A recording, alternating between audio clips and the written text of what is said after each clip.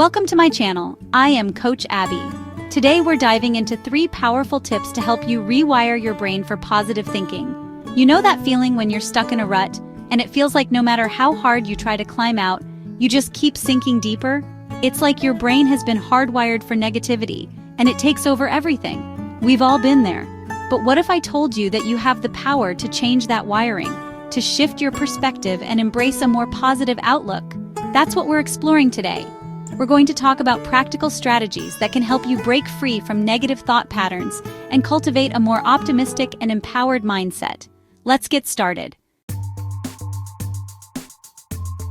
Have you ever noticed how easy it is to get caught up in the whirlwind of what's not going right in our lives? We get so fixated on what's missing, what's wrong, what we wish we could change, that we forget to acknowledge the good stuff. But here's the thing, gratitude is like a muscle. The more we use it, the stronger it gets. And just like any muscle, it takes consistent effort to build it up. One of the simplest yet most powerful ways to cultivate gratitude is by keeping a gratitude journal. I know it might sound a little cliche, but trust me on this. Every day, take a few moments to jot down 3 things, big or small, that you're grateful for. It could be something as simple as a warm cup of coffee on a chilly morning, the sound of your child's laughter, or the feeling of sunshine on your skin. It could be the realization that you woke up with a roof over your head and food in your fridge when so many others don't have that privilege. When we intentionally direct our attention to the good, even amidst challenges, it creates a ripple effect in our lives. It shifts our perspective, allowing us to see the beauty and abundance that already surrounds us. And slowly, but surely, we begin to rewire our brains to focus on the positive. This isn't about toxic positivity or denying the hard things. It's about cultivating a deep appreciation for what is, even as we strive for what could be. It's about finding those glimmers of hope and letting them illuminate our path forward. Our minds are incredibly powerful, but they can also be our own worst enemies, can't they? Negative thoughts can creep in like uninvited guests, whispering doubts, fears, and insecurities. We start to believe those whispers as truths, letting them dictate our actions and shape our reality.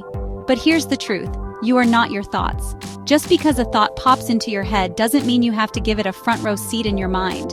When you notice a negative thought taking root, try this, challenge it, ask yourself, is this thought really true?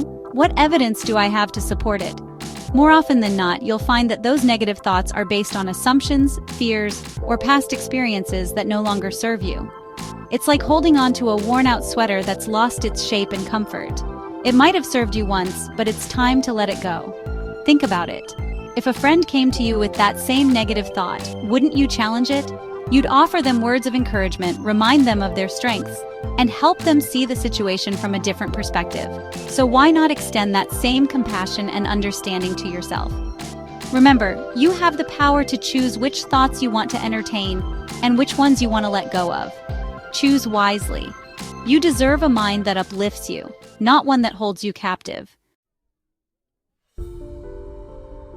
We've all heard the saying, you are the average of the 5 people you spend the most time with. And you know what? There's a lot of truth to that. The people we surround ourselves with have a profound impact on our thoughts, feelings, and behaviors. Think about it. If you're constantly surrounded by negativity, cynicism, and drama, it's going to seep into your own outlook on life. It's like being stuck in a room with a leaky faucet. Eventually, that constant drip, drip, drip will start to wear you down. But here's the good news. You have the power to choose who you let into your inner circle. Surround yourself with people who lift you up, who inspire you, who challenge you to grow, and who celebrate your victories as their own. And it's not just about the people you physically spend time with, it's also about the information you consume and the environments you put yourself in. Fill your social media feeds with uplifting content, listen to podcasts that inspire you, and read books that expand your mind and nourish your soul. Create a space for yourself that feels like a sanctuary, a place where you can recharge, reconnect with your inner self, and cultivate a sense of peace. Surrounding yourself with positivity isn't about living in a bubble. It's about creating an environment that supports your well-being and empowers you to show up as the best version of yourself. Thank you for watching.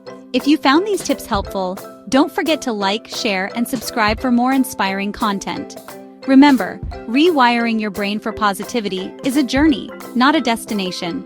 It takes time, effort, and a whole lot of self-compassion.